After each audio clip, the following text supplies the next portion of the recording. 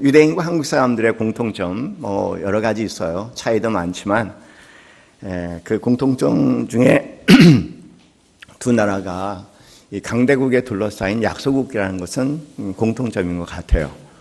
삶의 우여곡절이 많아서 전 세계에 흩어져서 살아가는 민족이라는 그런 전대미문의 문적으로서의 어떤 디아스포라의 성격을 가진 것도 유대인과 아마 한국 사람들이 상당히 이제 유사한 부분이 아닌가 하는 생각이 듭니다. 어느 나라를 가나 한국 사람을 만나요. 참 신기한 일 중에 하나가 그런 부분인 것 같아요. 또 하나 유대인과 한국 사람들의 공통점은 자녀 교육에 굉장한 관심이 많다는 겁니다. 그럼 엄청난 투자를 한다는 겁니다. 그런 부분들이 이제 공통점인데, 그래서 그런지 이제 한국 사람들은 최근에 그 유대인의 자녀 교육법에 대해서 관심이 많고 책도 많이 나오고 하브루타를 필요해서 다양한 그런 자녀 교육 훈련들이 있습니다. 유대인들, 현대 용어로는 유대인이라고 얘기하지만 그러나 이제 고대 용어로 얘기하면은 이스라엘 사람들이라고 얘기를 하죠. 그렇죠? 이스라엘 사람들이라고 얘기를 하고 또 이스라엘 사람들이란 그 용어가 등장하게 된 계기는 오늘 우리가 보고 있는 야곱으로 인해서 생긴 용어 아니겠습니까? 야곱이 나중에 이제 이스라엘이라 불리우고 그 이후에 모든 아브라함과 그다음에 이삭과 야곱의 그 후손들이 이스라엘 사람들이라는 이름으로 불리우게 됩니다. 각가도 물어봐요. 이스라엘이 무슨 뜻입니까? 그럼 당황스럽게 많은 분들이 모르세요.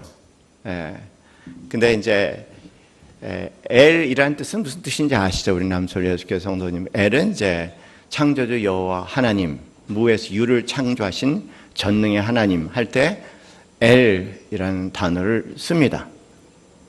이스라라는 뜻은 다스리다, 주도하다 그런 뜻이거든요. 그러니까 아마 이스라엘이라고 얘기한다면 하나님이 다스리는 민족, 하나님이 주도하는 민족, 그런 뜻이 바로 이스라엘 민족이라는 단어의 뜻입니다.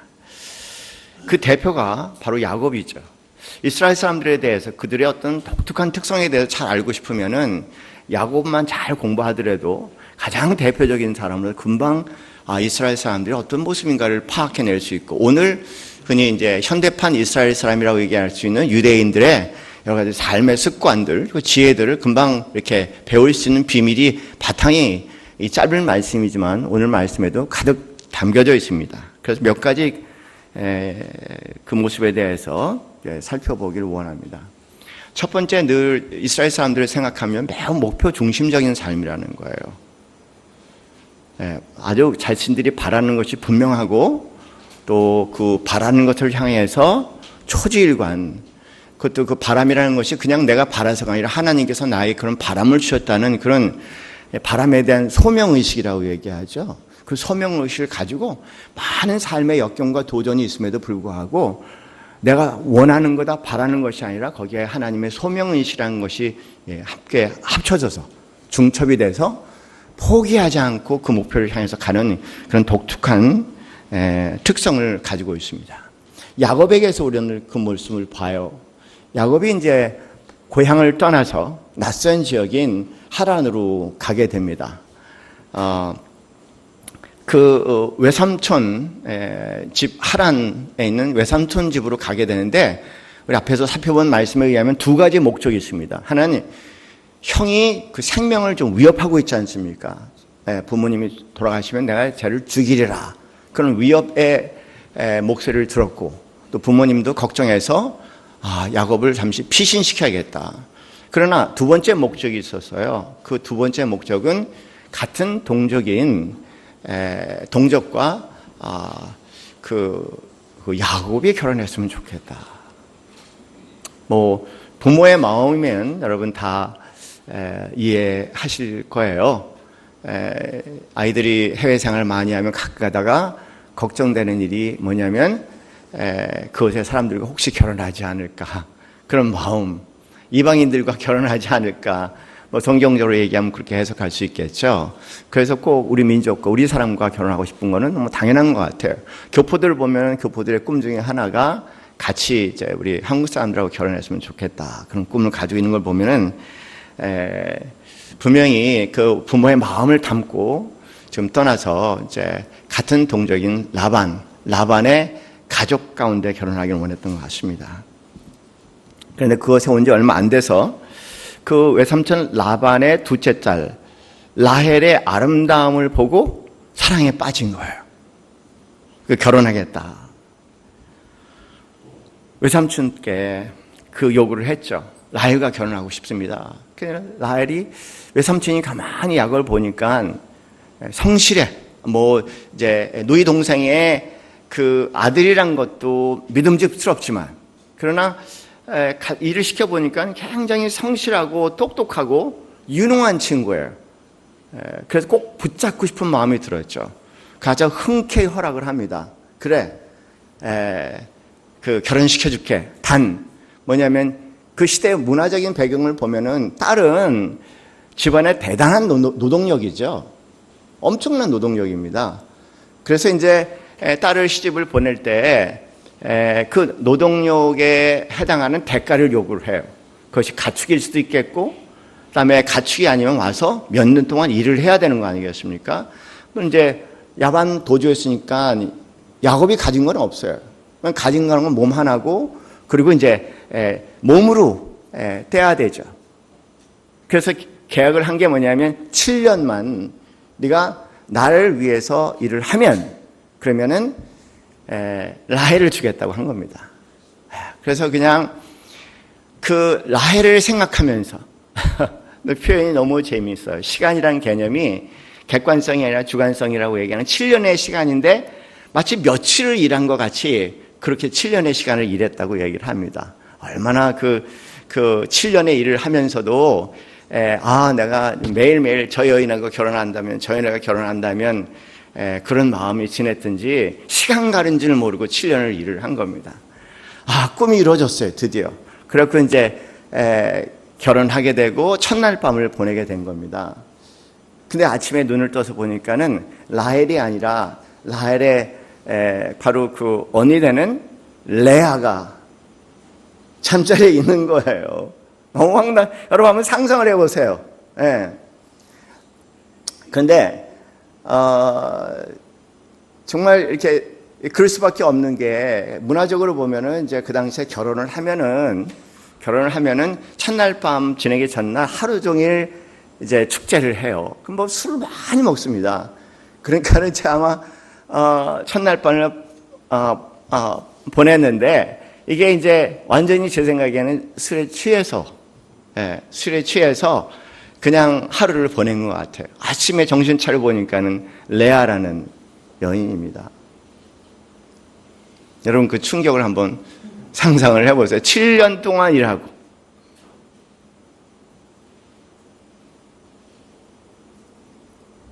그래서 이제 라반을 불렀죠. 외삼촌 어떻게 이런 일이 있을 수 있어요? 완전히 사기 결혼입니다. 이렇게 오늘날 얘기하면 사기 결혼이에요. 사기 결혼입니다. 나 사기 결혼 당한 거예요, 지금요. 어떻게 이럴 수가 있습니까? 그랬더니 그 라반의 표현이, 외삼촌의 표현이, 그래도 이제 이 친척 간에도 사기가 많아요. 친척이라고 다 믿을 수 있는 건 아니고요. 알고 보면 친척이 사기가 많습니다. 라반이 하는 얘기가 뭐냐면 네가 7일 동안 레아와 함께 보내면 그러니까 결혼의 완성입니다. 근데 이스라엘 사람들의 당시의 문화적인 습관은 초혼을 보냈다고 결혼이 완성되는 것이 아니라 그 5일 동안 결혼 생활을 잘 해야 돼요. 이쪽에 검증 과정이 필요합니다. 그러니까 7일 합쳐서 전체 7일 동안을 함께 있어야지 그래야지 완성이 되거든요. 그 7일 동안 해서 이 결혼을 완성시키면 그러면 내가 라헬을 주겠다는 겁니다. 가만히 보면요, 정말 마음에 드는 청년이었던 것 같아요. 야곱이. 꼭 데리고 싶은, 죽을 때까지 내 곁에 두고 싶은 그런 청년이었던 것 같아요. 평생 떠나보내고 싶지 않은 그런 청년이었던 것 같아요. 그러니 그 모습이 어떨까라고 상상해 보면은 아마 세상적으로도 그렇고 하나님적으로도 그렇고 여러 가지 측면에서 정말 괜찮은 청년, 꼭 데리고 싶은 청년, 평생 데리고 싶은 청년. 그게 야곱의 또 하나의 독특한 모습이라는 것을 한번 생각해 봤으면 좋겠습니다. 그러면서 라반이 제안을 한 거예요. 이 보면은요, 야곱과 이 라반 사이에 머리 돌리기 게임이 장난이 아니에요. 뭐라고 얘기하냐면, 맨 처음에 라헬을 약속할 때는 7년을 일하고 난 다음에, 그리고 난 다음에 이제 라헬을 주겠다고 얘기하는 거예요. 이걸 뭐냐면 후불 계약이라고 얘기합니다. 후불 계약을 했다가 지금 야곱이 속은 거야. 그러니까 후불 계약을 하면은 야곱이 듣겠습니까? 안 듣겠습니까? 안 듣죠. 그래서 선불 계약을 한 거예요. 왜냐면은 7일만 보내면 그 다음에 미리 내가 라헬을 내 아내로 삼게 해줄게. 그리고 7년 동안 그렇게 일을 하라는 거예요. 보니까는 이제는 두 번 속지 않는 거죠. 그렇게 하겠다고 얘기합니다. 그래서 이제 두 여인을 함께 거느리는 그런 사건이 있습니다. 제가 이 모습을 보면서요, 우리는요, 두 가지, 뭔가 어떤 하나님께서 우리 삶에 목표를 주면은, 어떤 뜻을 주시고 목표를 주시면은, 그 뜻을 향해서 가다가 보면은 예상치 않은 많은 좌절된 일들이 일어나요. 정말 계산되지 않은 일들. 어떻게 우리가 어떤 목표를 향해서 가는데 그 과정이 일어날 수 있는 일을 계산해서 살 수 있겠습니까? 네. 결혼하면서 여러분 결혼 생활에 엄청난 일들 많이 경험하시잖아요. 결혼 초에 아무도 상상하지 못했던, 다 행복을 꿈을 꿨지만 아무도 상상하지 못했던 많은 과정이 인생뿐만 아니라 결혼뿐만 아니라 상상하지 못할 많은 일들이 우리 삶에 일어나요. 엄청난 일이 일어났죠. 너무 충격적인 일이 일어났죠. 그래도 라헬을 사랑한 겁니다. 하나님께서 저 여인에게 마음을 주셨으니 내가 끝까지, 내가 7년, 14년을 일을 하더라도 결과적으로 이 아내를, 이 사람을 내 아내로 취하리라. 이것이 하나님의 백성이라고 얘기하는 유대인들이 가지고 있는 독특한 특성이에요.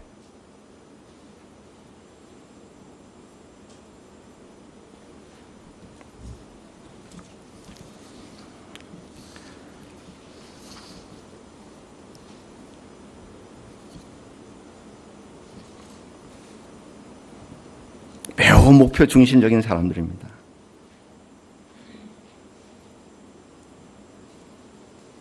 뿐만 아니라 그 목표와 더불어 매우 전략적인 사람이기도 해요. 여러분 11에서 11장 말씀을 여러분 어떻게 해석하시는지는 모르겠지만 11에서 11장 우리는 믿음의 사람들이라고 얘기를 하죠.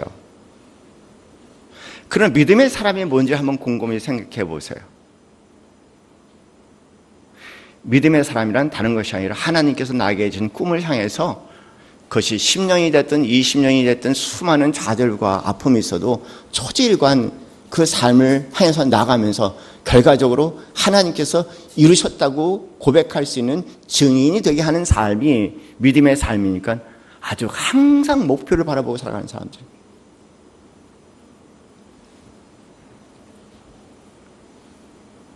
그런 면에서 흔들림이 없는 사람들이다. 제가 살면서 미국 생활을 시작하면서 아무것도 없는 과정의 미국 생활을 시작하면서 어느 분의 소개로 그 당시 한국 쪽에 큰 어르신이고 뭐 대단한 능력을 가지신 분이고 도움을 줄 수 있는 분을 소개해 주셨어요. 그래서 소위 김장한 목사님이라고 여러분 가운데 아시는 분은 계신지 모르겠어요. 만나 뵀죠. 1시간 동안 얘기하면서 들은 얘기는 2마디예요. 저는 장학금을 기대하고 갔는데 2마디 하셨습니다. 첫째, 뜻이 있는 곳에 길이 있다. 난 그거 영어로도 알아.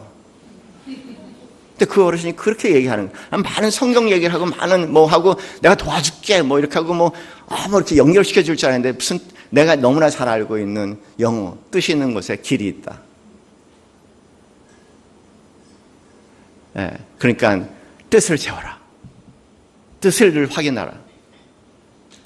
두 번째, 인생 살다가 보면은 많은 좌절의 순간이 올 텐데 그 좌절의 순간에 하나님께서 그 일을 하지 말라는 얘기가 아니고 네가 정말 그걸 원하는지, 네가 그걸 정말 간절히 원하는지 너의 마음을 확인하고자 하는 하나님의 뜻이다.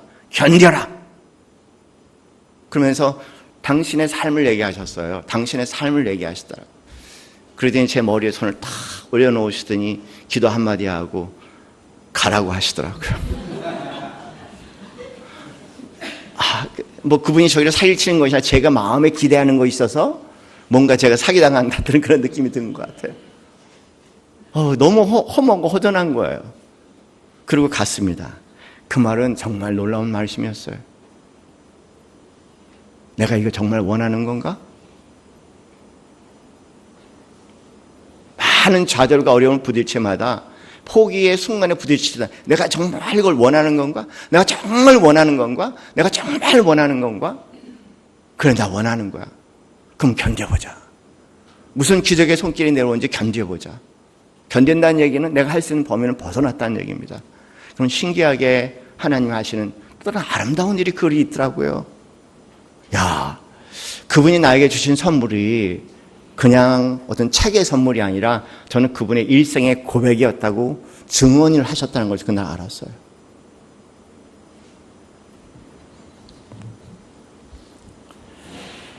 되게 그렇게 얘기를 해요.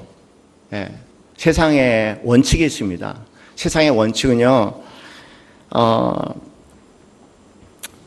그냥 어떤 좋은 일을 하나 가슴에 품더라도요, 그냥 웬만한 좋은 일을 하나 가슴에 품더라도 한 10년은 가슴에 품고 달려가야 된다는 거예요. 한 10년. 제가 홍정일 목사님 밑에 있을 때 홍 목사님 늘 하신 얘기가 우리 후배 목사들한테 어떤 일을 하더라도 10년을 하세요. 제가 상담학 박사학위를 공부하러 갈 때 2년짜리 있고 5년짜리가 있었었는데 저는 그냥 2년 하고 돌아오겠습니다. 교육학으로 상담학 박사를 받으면 2년이고, 임상심리학으로 받으면 5년이고, 사실 전 기간이 7년이고, 근데 홍 목사님하고 상의했을 때 홍 목사님 하시는 말씀이 이 얘기예요. 아이고, 2년 해서 뭐 해? 뭐 제대로 하려면 10년 해야 되는 거 아니야? 참 그릇이 달라요. 그러더니 하시는 얘기가 본인이 숭실대학교 철학과 다닐 때 그 스승 되시는 선생님이 늘 홍군, 뭘 하려면 10년을 가슴에 품고 가야 돼. 그분에서 오신 얘기야. 뭔지 모르게 이 얘기 계속 진행되는 겁니다. 하나님의 사람들은요, 10년이 아니에 보면은 아브라함은 몇 년입니까? 25년. 대개 계산을 해보면 거의 최소한 20년이야. 그리고 40년도 있어요.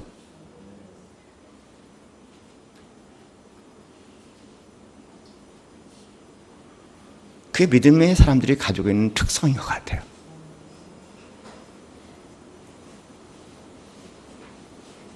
말 그대로 성령의 열매인 믿음, 성령의 열매에 대해서 사랑, 실학, 화평, 오래 참음, 자비, 양성, 충성, 온유, 절제.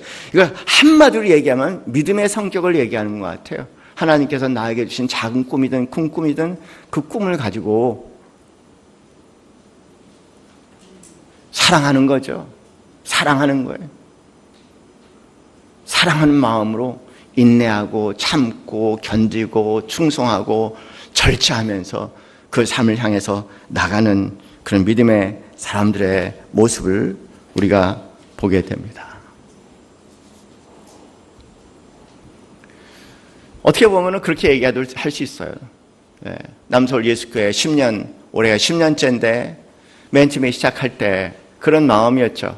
어떻게 될지는 모르지만은 하여간 나가라 하셨으니까 나가고 여기다 개척하라 하셨으니까 개척했고 그렇게 10년을 갔습니다. 오는 과정 가운데 이 10년은 저와 함께 했던 분은 아시지만은 참 많은 위기의 순간들이 있었어요. 정말 어려운 시간들 많았었습니다. 그럴 때 제 마음에 한 가지, 10년은 해야지.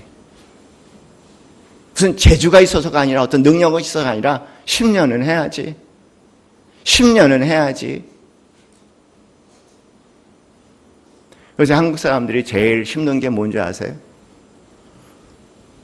한국 사람들 돌아다닐 때마다 아마 동남아시아 사람들에게 소개받는 단어 뭘까요? 빨리빨리. 빨리빨리 대박.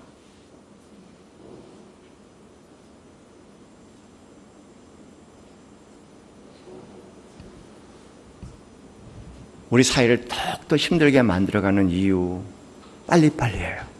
빨리. 그냥 조급증은 구스타프 융의 표현하면 조급증은 사단의 속성이 아니라 사단 그 자체라고 얘기했거든요. 얼마나 성격이 고약한지 몰라요. 그냥 은근과 끈기로 나에게 주신 소명이라면 10년을 가만히 붙들고 가서 열매 거둬들일 수 있는 큰 마음, 거듭 큰 마음이라고 얘기할까? 가지시는 우리 남솔 예수께 성도님들 되시기 바랍니다.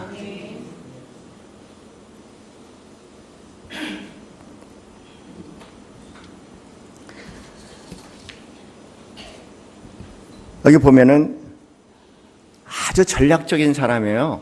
야곱은. 라반하고 이제 헤어질 때가 된 거죠. 뭐냐면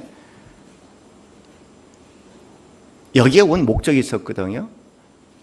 에서를 피해서 두 번째 결혼하고 라헬과 결혼을 했어. 딱 13년, 14년 내가 원하는 여인과 딱 결혼한 거예요. 그 14년 됐으니까 에서가 이제는 다 잊을만 할 때가 되지 않았을까? 뭐 여러 가지 소식을 접했을 것 같아. 고향으로 돌아가자는 겁니다. 돌아가야 되는데 안 놔주잖아요. 안 놔줘요. 알아요. 네. 14년째 되는 날 드디어 이제 가겠다는 겁니다. 사실 여기가 목적은 아니었어.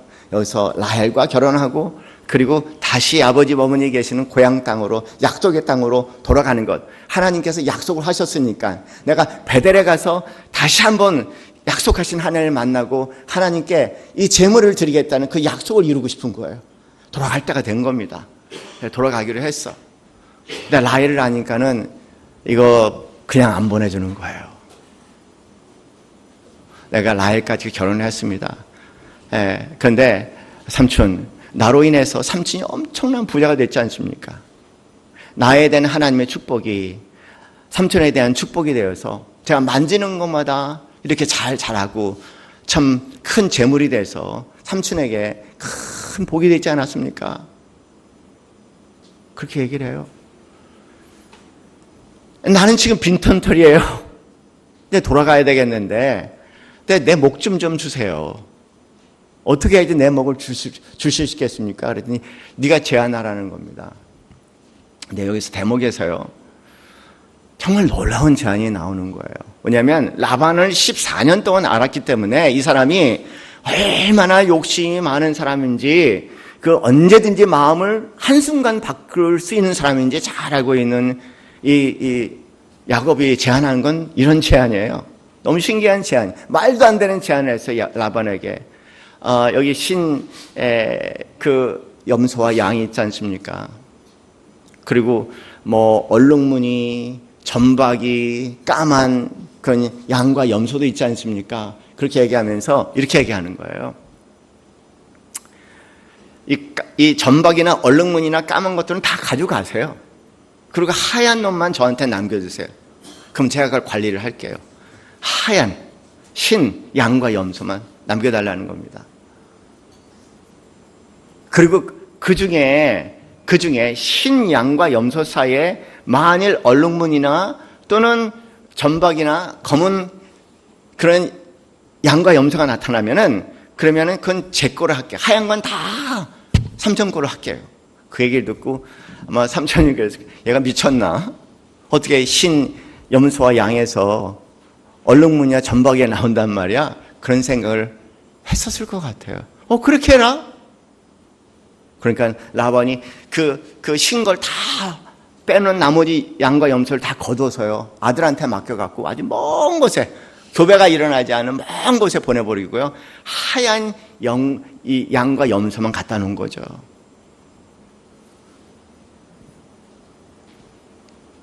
그리고 안심했겠죠. 네가 아무리 열심히 했다 하얀 놈한테는 하얀밖에 안 나와.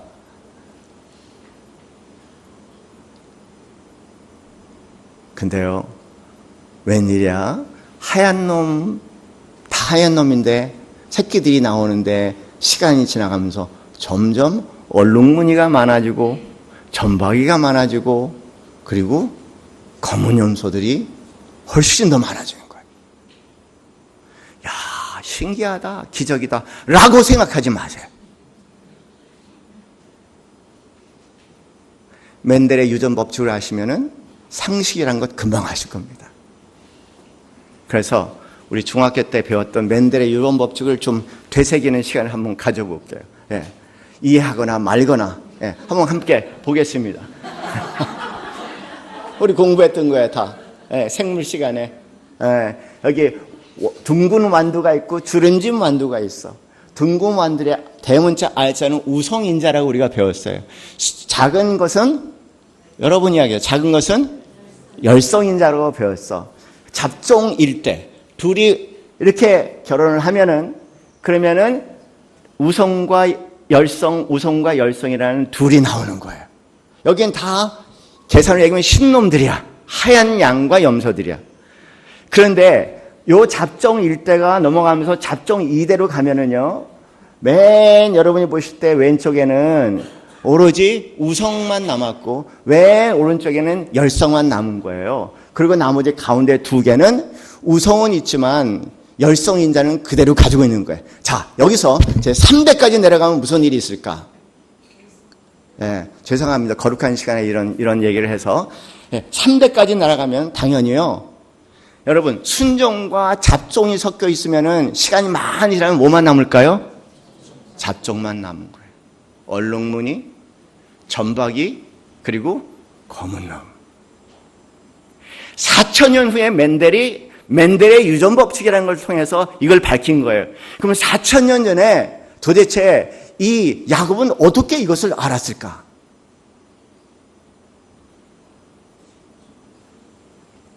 계시를 받았을까? 14년 동안 양과 염소를 키우면서 라반은 주인이니까 무슨 일이 일어난지 모르겠지만 끊임없이 관찰하고 그 신기한 현상에 대해서 자기 나름대로 정리한 내용입니다. 저는 때로 그렇게 생각해요. 정말 진실로 그렇게 생각합니다. 우리 남서울 예수교회 성도님들은 자연의 질서를 존중하시는 분들이기 바랍니다. 이상한 우연을 바라는 삶이 아니라 자연의 질서 가운데 정직하고 성실하게 따라갈 수 있는 여러분 되시기 바랍니다. 이스라엘 사람들은 가장 하나님을 존중하는 거룩한 민족이라고 얘기하지만 자연 질서의 관찰에 가장 탁월한 민족이고, 그 자연 질서를 잘 관찰해서 가장 노벨 생물학상 물리상을 많이 찾아낸 사람들이에요. 저희 아들이 교회 생활 1년 동안 안 다니겠다고 저한테 선포를 했어요. 한 번은 와서, 아빠, 이게 말이 돼? 전도사님한테 실족당한 거예요. 뭔데? 그냥 주일 예배 열심히 참석하고 그 다음에 수련회 다 다니고 그리고 집회란 집회는 다 참석하면은 서울대를 간다는 거예요. 저한테 하는 얘기가, 아빠 말이 돼? 교회 열심히 봉사하고 섬기면은 그러면 다 좋은 데 간다는 거예요. 이게 말이 돼? 안 돼. 근데 왜 전도사님은 그렇게 얘기를 해? 그렇게 열심히 신앙생활을 했다고 얘기하는데 결과적으로 신학대학, 그 당시에 신학대학은 좀 그래요. 신학대학밖에 못 갔는데 왜 그렇게 모순되는 얘기를 그렇게 해? 누구를 위해서, 뭘 위해서? 우리를 그렇게 조정을 해야만 하는데 막 그래갖고 제가 그냥 설교는 거기서 듣고 사과는 제가 했어. 아, 미안하다 하더라. 미안하다 하더라. 그거 뭐 이상하다. 좀 이상하다. 내가 이 전도사님한테 계속 들어야 돼? 그렇게. 아, 들어야 된다. 안 들어야 된다. 얘기할 수가 없잖아요. 좀 고민된다. 그렇게 얘기했죠. 제 얼굴을 보고 견뎌주시더라고요. 그래, 이제는 정말 못 견디겠어. 무슨 일이야? 주일학교 선생님이 얘기하시는데요. 너 교회에 꼭 붙어 있어라. 그렇게 얘기하더라고요. 왜요? 그랬더니 교회는 유능한 여자애들이 굉장히 많다는 거예요. 남자는 조금 떨어진대. 교회 다니는 남자애들은 떨어지고 여자애들은 아주 유능하다는 거예요. 이쁜 애도 많고 유능한 애도. 그러니까는 네 실력과 과분한 아이를 분명히 거기서 만날 테니까는 열심히 교회에 붙어 있으라는 겁니다. 나는 아빠 도저히 못 견디겠어. 그래서 잘했어요. 다니지 마라. 많은 신앙적인 얘기를 했죠. 교회 안 되는 대신. 그렇게 아들을 실족시키시는 성도님들 안 되시길 주님의 이름으로 축원합니다.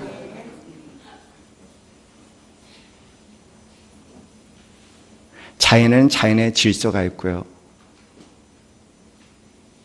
자연의 질서 가운데 매우 중요한 것은 자연은요, 성품 좋은 사람을 공경해요. 그래서 성품이 성공이라는 단어가 있지 않습니까? 삶에는 삶의 기술이 있습니다.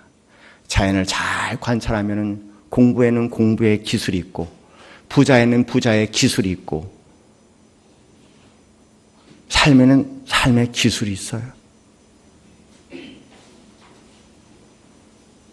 그런 거를 무시하면서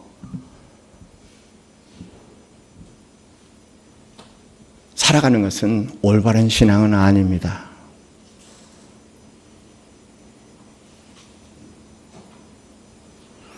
예수님께서 사람이 떡으로만 살 것이 아니요 하나님에서 나오는 말씀이라고 얘기할 때 그 떡이라고 얘기하는 것은 그 없이 살 수 있다는 얘기는 아니죠. 떡으로만 살 수 있는 것이 아니라고 얘기했어요. 자연의 질서입니다.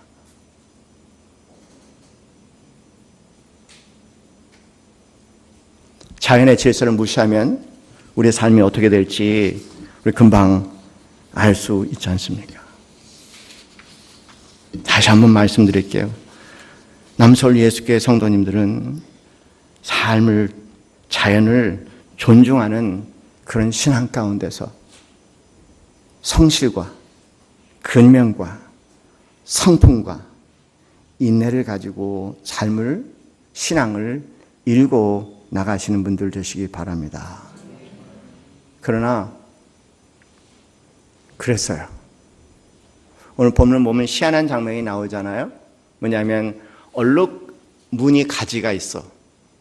그런데 얼룩무늬 가지가 있는데 그 앞에 양과 염소들이 임신을 하면은 그러면 얼룩무늬를 보여주면은 얼룩무늬 새끼들을 낳는다는 생각을 갖게 만들어. 그래서 새끼들이 임신했을 때 그 어미가 든든한 양과 염소는 얼룩무늬를 보여줘서 얼룩무늬 자식만 나오게 하고 그 다음에 허약한 그런 신양과 염소는 그냥 그걸 안 보여줘 갖고 그냥 신 것만 나게 해서 시간이 지나가니까 점점 신 것들은 힘이 없고 얼룩무늬들은 힘이 있고 건강한 양과 염소가 되더라. 그 얘기는 한편으로요. 뭘 얘기하냐면 믿음에 대한 얘기입니다. 그 내용보다는 믿음에 대한 내용이에요. 자연의 법칙뿐만 아니라 여기 믿음이 있다는 겁니다. 자연의 법칙이 전부는 아니라는 겁니다. 자연의 법칙은 그런 면에서 최소한이고 기초라고 얘기하는 거예요. 여기에 믿음의 법칙이 있다는 겁니다. 사실 그래요. 얼마 전에 나온 책 가운데 굉장히 많이 팔리는 책 가운데 행운에 속지 마세요 라는 책이 있어요.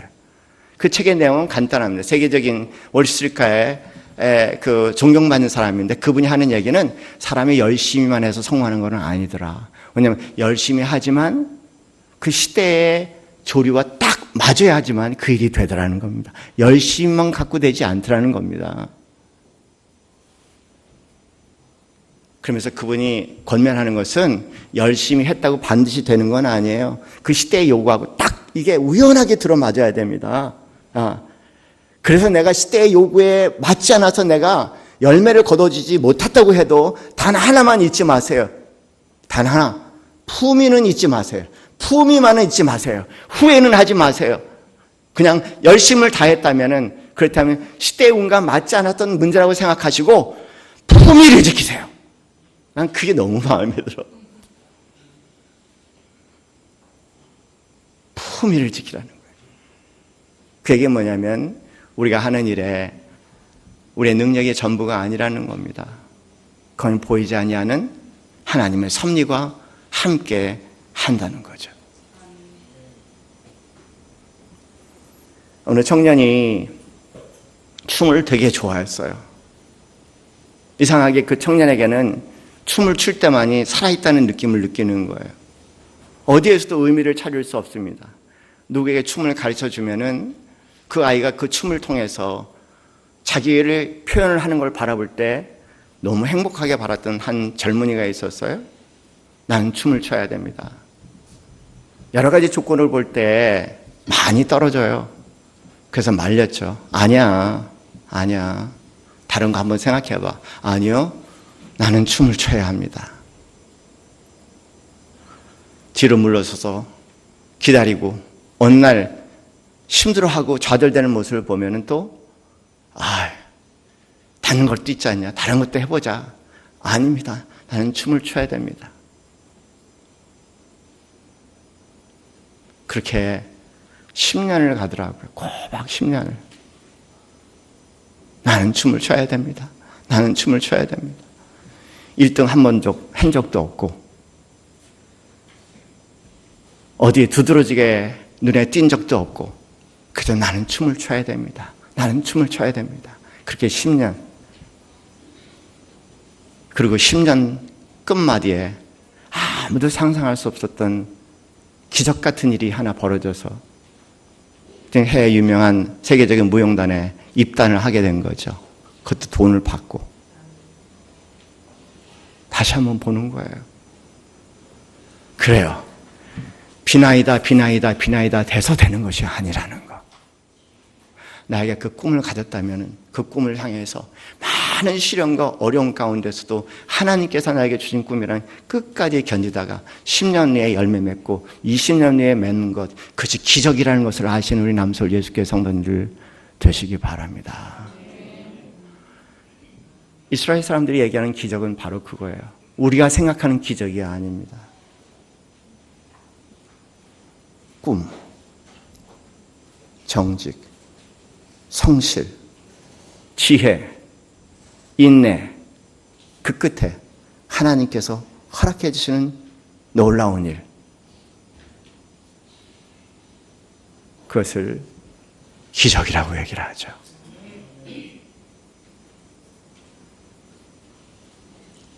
제가 전에 있었던 교회들은 꼭 연말이 되면은요, 입시철이 되면 한 달 동안 특별 기도회를 시작하는 거예요.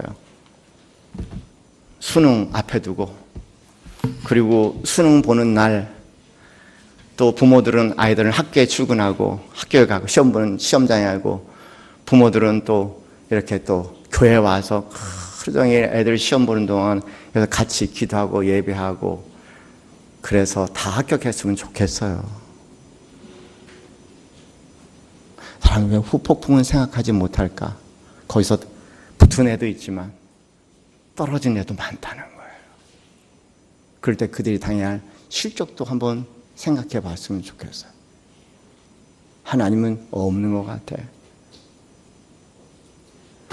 그런 하나님의 계획이 없는 실적이 아니라 정말 성경 말씀대로 진실하고 성실하게 살되 늘 그 끝자락에 하나님의 기적 같은 보응이 있다는 것을 믿으면서 오늘도 살아가시는 우리 남서울 예수교회 성도님들 되시기를 주님의 이름으로 축원합니다. 기도합시다. 할렐루야. 하나님 아버지 감사합니다. 자연을 존중합니다. 자연의 질서를 존중합니다. 그것도 하나님께서 세우신 것입니다. 그러나 그것이 전부가 아닙니다.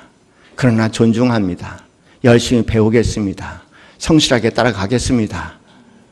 하나님, 그 부분에 절대로 교만하고 오만하지 않겠습니다. 겸손하게 배우겠습니다. 겸손하게 배우고 겸손하게 살겠습니다. 그리고 주님께서 우리가 허락하시는 결과는 겸손과 겸손의 열매인 것을 알게 하여 주시옵소서. 하나님, 우리에게 가르쳐주기 원하시는 단 한 가지, 그게 무엇이겠습니까? 온 세상을 얻어도 내가 겸손 하나를 얻을 수 없다면 온 세상을 잃은 것과 마찬가지입니다. 이 시간 우리 기도 가운데 성령께서 우리 자신을 돌아보게 하여 주시고 어떻게 살아야 할까?